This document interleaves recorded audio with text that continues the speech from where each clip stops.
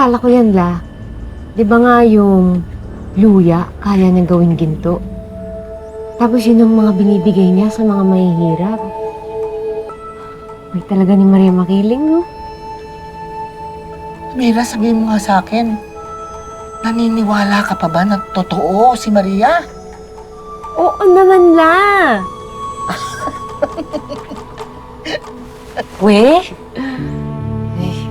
Kung naniniwala ka naman pala sa diwata na namimigay ng ginto, di pumunta ka dun sa bundok, halugugin mo yung bundok, hanapin mo si Maria Makiling.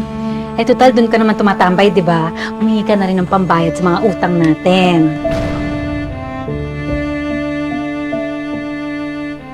Yan naman, habang nasa isip at puso ko si Maria Makiling, natiling buhay sa alaala ko si Nanay.